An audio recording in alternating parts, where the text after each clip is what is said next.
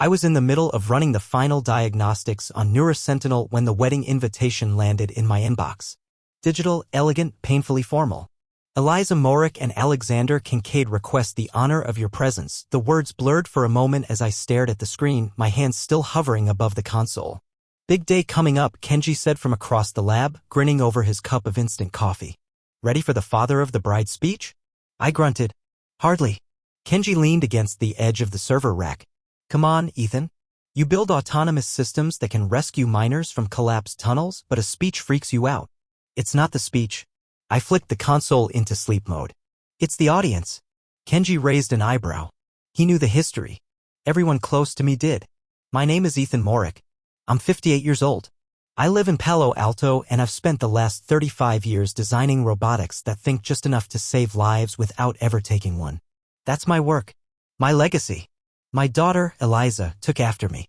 She interned at my lab when she was 14, built her own prosthetic arm rig at MIT, and now somehow she's marrying Alex Kincaid.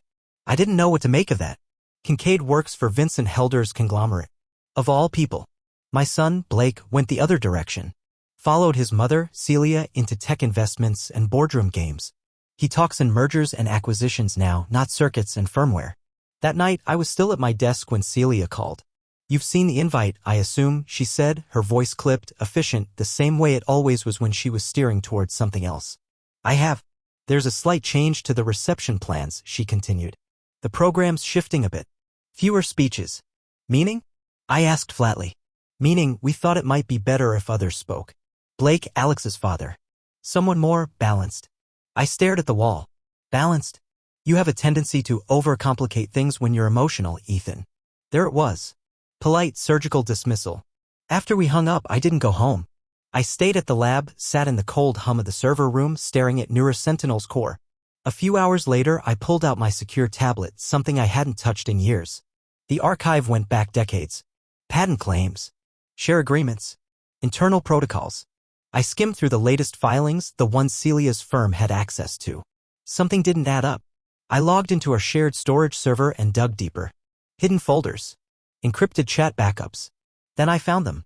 Messages between Celia and Vincent Helder. Buried under a shell company's legal team exchange. Timestamped 3 weeks ago. Helder, he won't see it coming. Celia, he'll have the spotlight removed before he realizes it's even gone. Helder and the IP? Celia, once the new merger finalizes. He signed his own leash years ago. I felt something cold and hollow move through my chest. They weren't just sidelining me at the wedding. They were consolidating control. Marginalizing me, rewriting ownership, folding everything into Helder's new firm under the guise of strategic optimization. I looked at the message thread again. My wife. My children. My old rival. All plotting in plain sight. Back in the lab, Kenji popped his head in, oblivious. Still working? He asked. I looked up, the screen still glowing behind me. Yeah, I said. Just tying up some loose ends. The next morning, I called in a favor I hadn't used in over a decade. Kira Vance met me at a cafe in Los Gatos that afternoon, tucked into a booth behind a pair of mirrored sunglasses and a laptop that looked like it had seen several lifetimes. She didn't bother with small talk. That was one of the reasons I trusted her. I need you to trace a trail, I said. Deep, quiet, and without a ripple. Kira raised an eyebrow. How far back? Start 6 months ago, I said. Financial transactions, IP access logs, communications. Anything involving Celia, Blake, Eliza, and Vincent Helder. She stared at me for a beat, then closed her laptop and nodded. I'll need full access. You'll have it, including my off-grid archive. Kira didn't ask why. She never asked why. 3 days later, she met me at my lab after hours, her eyes sharp, face expressionless as she handed me a flash drive and a printed dossier thick enough to make my stomach turn before I even opened it. I thought this might just be messy, she said. Turns out it's coordinated. I took a breath and opened the file. Every page hit like a steel rod to the ribs. The paper trail started with Blake.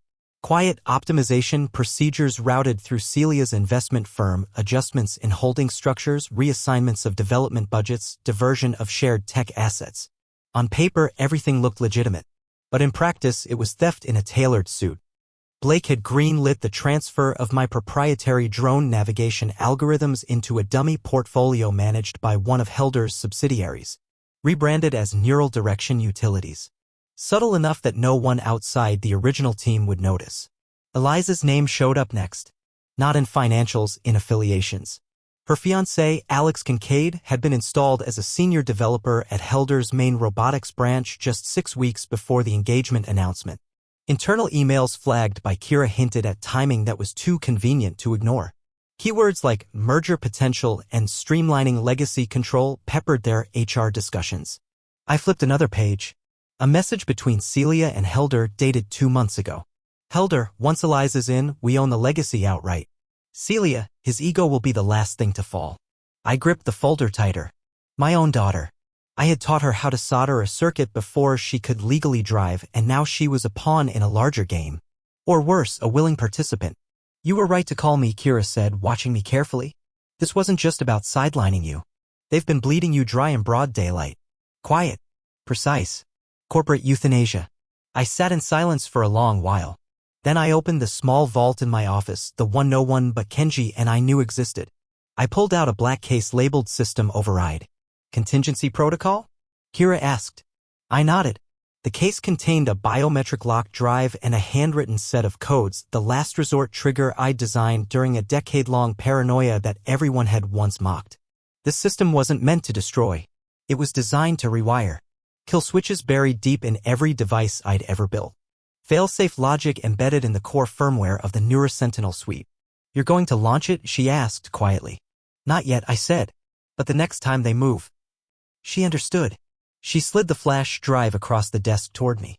You've got everything now. Every name, every IP, every line of code. I looked down at the case in my lap, the override switch practically humming under my fingers. They took everything but one thing, I said softly. Which is? I met her eyes. They forgot who wrote the blueprint. 2 weeks later, I invited Vincent Helder to my lab under the pretense of a reconciliation. The message was short, cordial. Let's discuss how we can finally align our work, Vincent. Time to put the past behind us. I knew he'd take the bait. Helder couldn't resist the appearance of victory, especially if it involved stepping foot into my domain with the swagger of a man who believed he'd already won. He arrived precisely at noon in a charcoal gray suit, sunglasses that probably cost more than my first apartment, and the smug air of a man 10 seconds from offering you a hand and taking your company. I greeted him like an old friend, guiding him into the heart of my lab. Kenji wasn't there. I'd sent him on a coffee run that would take at least 2 hours. What Helder didn't know was that the entire conversation was being recorded, audio, video, internal network logs. All streamed in real time to an anonymous secure drop link to several government tech compliance agencies and a handful of investment board members. Helder walked among the machines like a monarch surveying his spoils. Hard to believe you built all this by hand, he said with a theatrical sweep of his arm. So much genius boxed in behind concrete walls.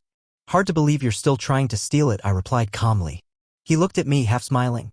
Ethan, we both know consolidation is the future. The world's moving past lone inventors and eccentric geniuses. You need infrastructure. Stability.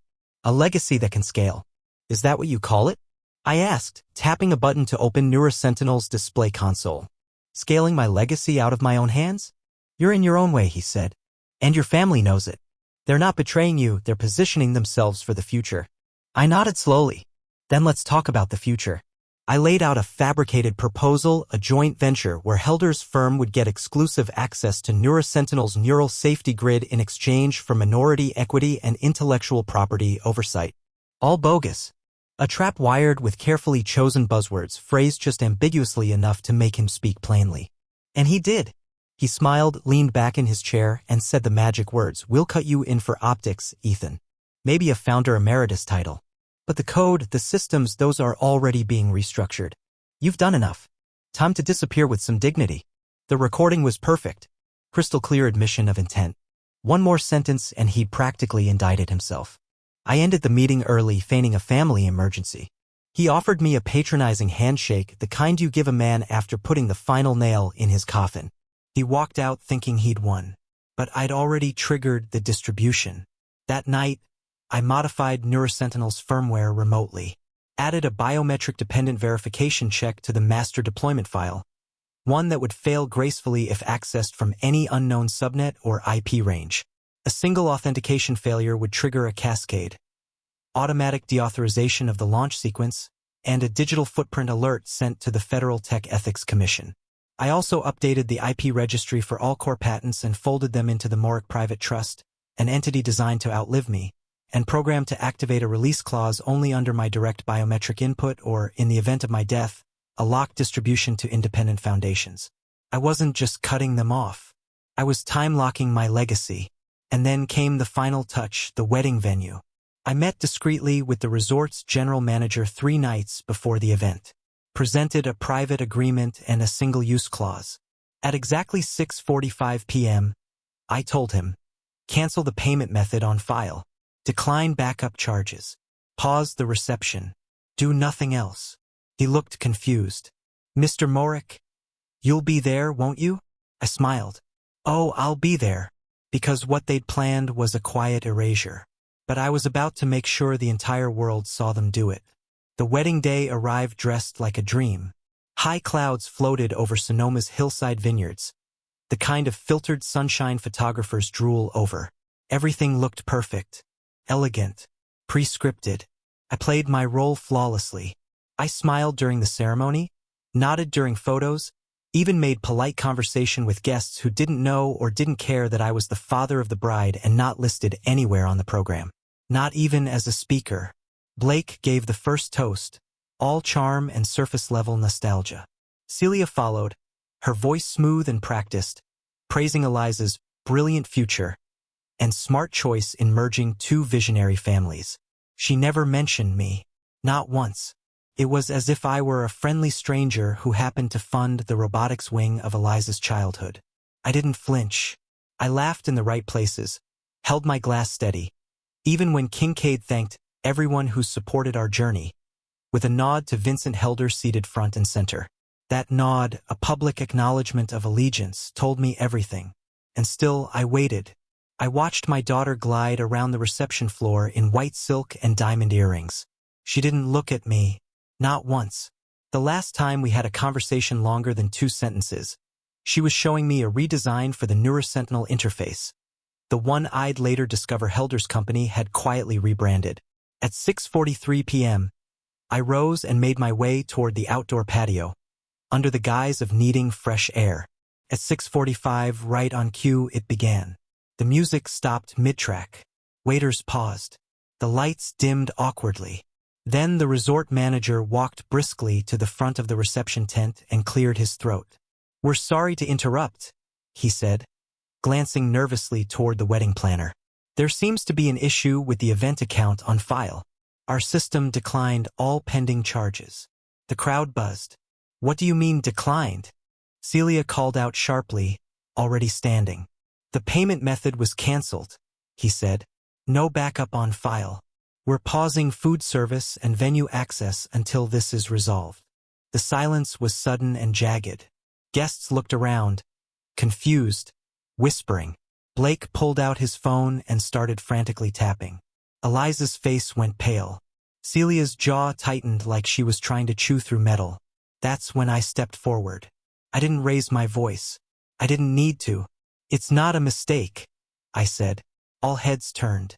The moment had that stillness, like the second before a dropped glass hits the floor. "I canceled the payments."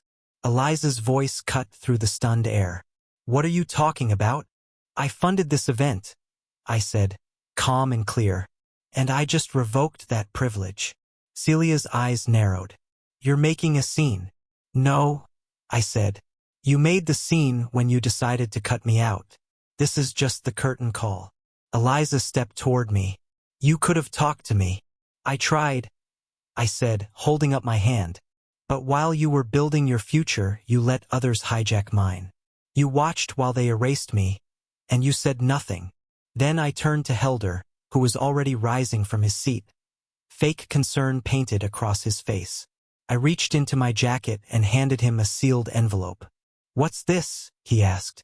"Evidence," I said softly, "of corporate espionage, patent theft, insider collusion. You'll be hearing from several agencies on Monday. Consider this your welcome package." The reception unraveled around us. Guests murmured. Phones buzzed. Someone gasped. I looked one last time at the people who once shared my name, Blake, Eliza, Celia, all frozen in disbelief. Then I turned and walked away, quiet as a reset command. By the next morning, it was everywhere. Wedding shutdown of the year, tech times. Silicon Valley mogul crashes daughter's ceremony in corporate showdown, business verse.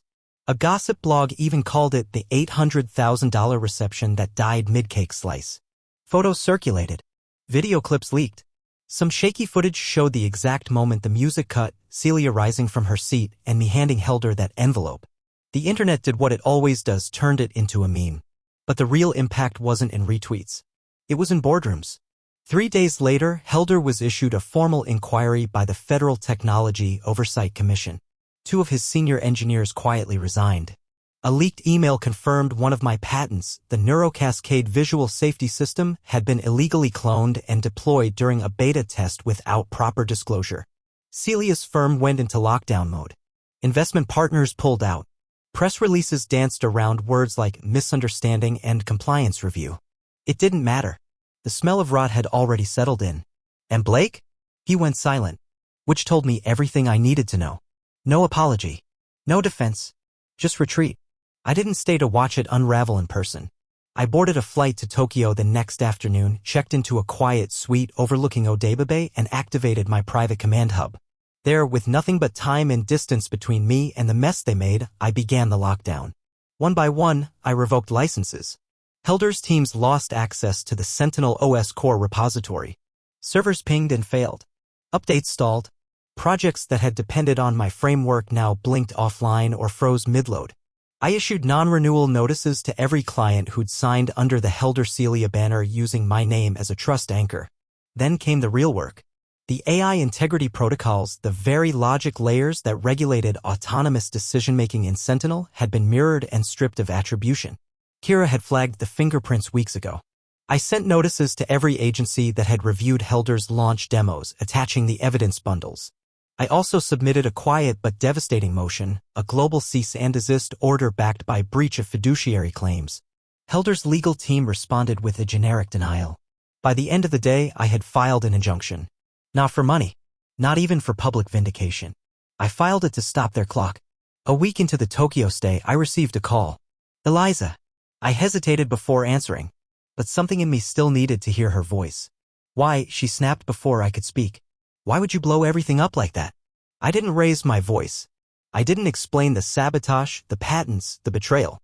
I just said, you stood silent when they tried to erase me. There was a long pause, a quiet inhale, and then, you really think this is justice? I didn't respond. She continued, voice hard. You think you've won something? You humiliated us. You burned everything down. No, I said calmly. I stopped something from spreading. Eliza's breath hitched just slightly. You don't get to decide what spreads. I stared out the window, watching a cargo drone float silently over the harbor. I do when it's mine. The line went dead. I placed the phone face down and didn't pick it up again for the rest of the trip. They thought legacy was about inheritance, about what you leave behind. But for me, legacy had always been about what you refuse to let go of even when everyone around you wants it gone. I returned to California in late September. My new office sat 30 floors above downtown San Francisco, glass walls framing a city that was always building and always breaking. From that height, even the wreckage looked poetic. Below me, the steel skeleton of the Morick Institute for Ethical Robotics was halfway assembled. Clean lines. Transparent paneling. No secrets in the architecture, just the way I wanted it. I worked alone most days. Kenji had rejoined quietly, no questions asked, just a nod and a tray of his terrible lab coffee. We said little, but the loyalty was unspoken. I didn't need many people. After what had happened, I trusted even fewer. Helder was indicted that fall. Fraud. Data theft. Violation of export protocols. The evidence Kira collected, paired with the recordings from our collaborative meeting, had been more than enough. Celia tried to distance herself from the fallout, claimed she was misled.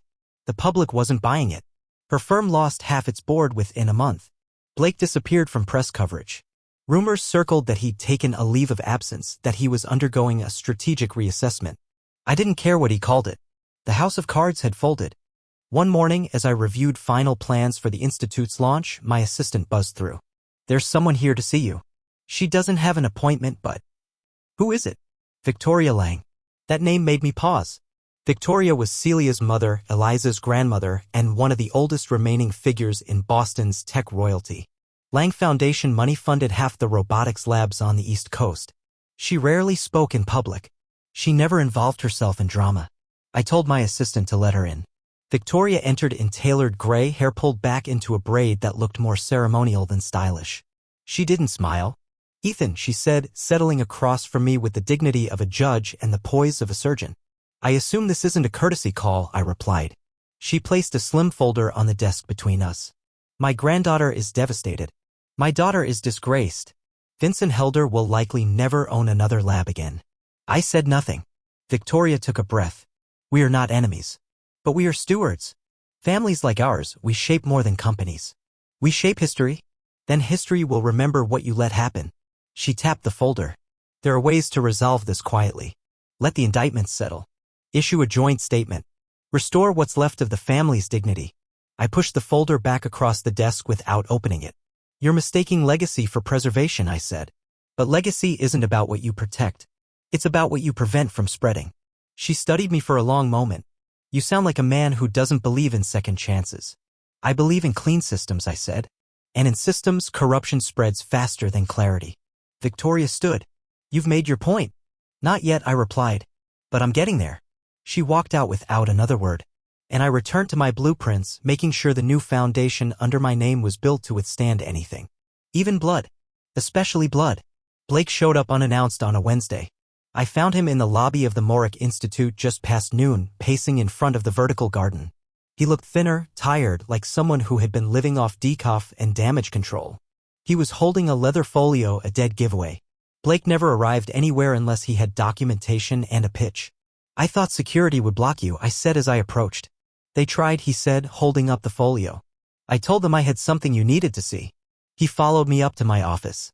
Didn't ask to sit, just opened the folder and started laying out printouts, diagrams, logs, annotated schematics.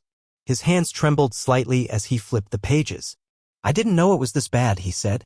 "Not at first." I didn't say anything. "I thought we were just restructuring." Celia made it sound like optimization. "You know, keeping the IP flexible for expansion." But this, he tapped a diagram, one of my early Neurosentinel blueprints, corrupted and rebranded under Helder's name.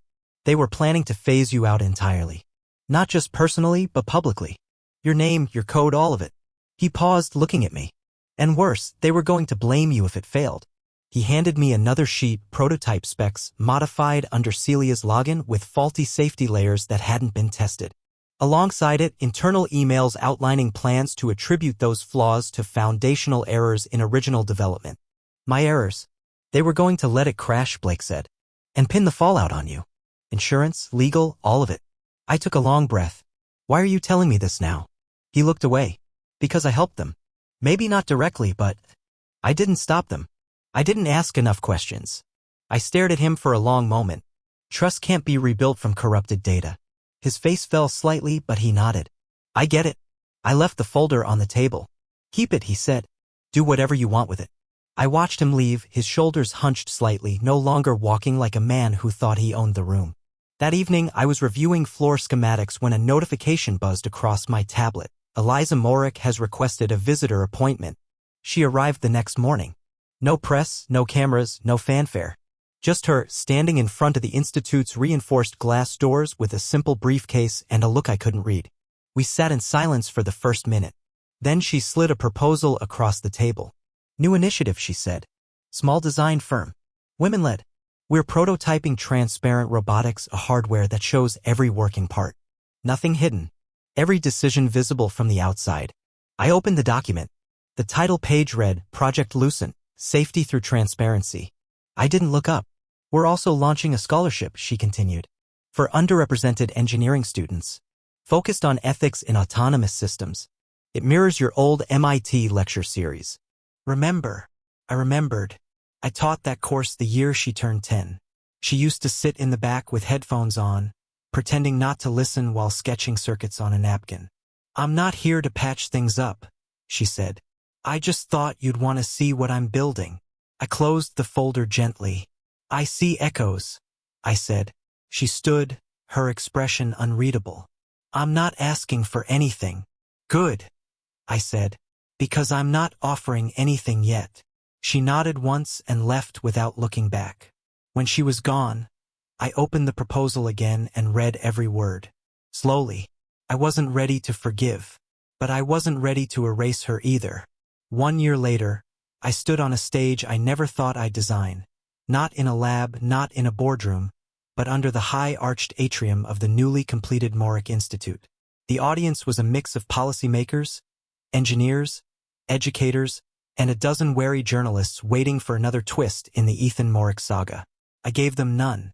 No fireworks. No corporate takedowns. Just the truth. I built systems, I said, but not just the ones you can hold in your hands. I built frameworks for how we think about trust, about control, about harm. Behind me, a screen displayed the logo for the Morick Integrity Fund. $50 million allocated toward ethical AI, open-source safety frameworks, and most critically, whistleblower protections. Every grant issued would require one condition: transparency at every level, from the first line of code to the final user-facing decision. Code is like concrete, I said. Looks solid from a distance. But if the foundation isn't clean, if it's rushed, hidden, or compromised, it collapses. Just like bridges, just like institutions. The room was silent, attentive. I clicked to the next slide. Design Ethics Committee co-chairs, Ethan Morick, Eliza Morick. There was a ripple of murmurs. Eliza was there, seated front row. No headlines had mentioned her in weeks. She'd kept her work quiet, focused. Project Lucent had already drawn the attention of 2 European research funds. When I asked her to co-lead the ethics committee, she didn't answer right away. She took a week, then said yes. No speeches, no family dinners, no late-night reconciliations. Just, if we're doing this, we do it right. This wasn't forgiveness. It was acknowledgement. After the speech, people shook my hand. Donors wanted to talk about strategy. Reporters wanted sound bites. But I kept it brief. I didn't build this institute to be celebrated. I built it to make sure what happened to me, and what almost happened to the industry, wouldn't happen again. As the crowd began to filter out, I walked to the rooftop balcony, the one facing the city skyline. Drones moved like quiet constellations above the bay. The new Neurosentinel prototype, now repurposed for autonomous surgery-assistive units, had just passed its 3rd safety benchmark. Its logic tree had been rewritten from the ground up. No shortcuts, no borrowed code. My name wasn't on the casing anymore. That was by design. The machine carried no ego, only function. A soft voice joined me at the rail. I still remember the day I took apart your coffee grinder, Eliza said, standing beside me. You told me not everything needs to be improved. That sometimes, understanding it is enough. I glanced at her. You didn't listen. She smiled faintly. You weren't entirely right either. We stood there for a long time, the air quiet, the weight between us different than before. Not lighter, just calibrated. What happens now? She asked. I looked back toward the city. Now we keep building, but we check every line twice. Eliza nodded once and stepped away, back toward the glass elevator that led down to the Institute's lower levels. I stayed watching the horizon. People think legacy is about statues, names on buildings, trusts and donations. But legacy is structure, pressure-tested, layered, resistant to erosion. And that night, high above the world that once tried to erase me, I knew something for certain. They tried to break me, but I rewrote the code.